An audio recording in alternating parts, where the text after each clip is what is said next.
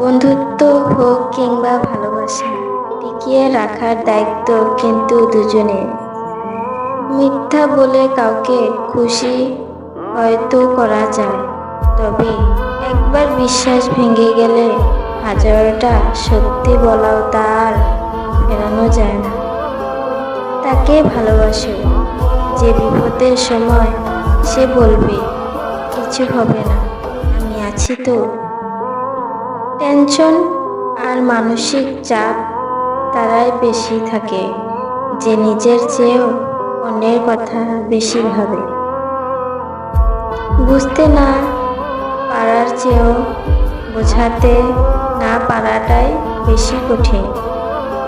সব মানুষ একটা ভরসা পাবার লোক খোঁজে, যেখানে শরীরের থেকে মনের দাম অনেক বেশি। আমি তোমাকে ভালোবাসি, এর চেয়েও দামি কথা হলো আমি তোমাকে বিশ্বাস করি।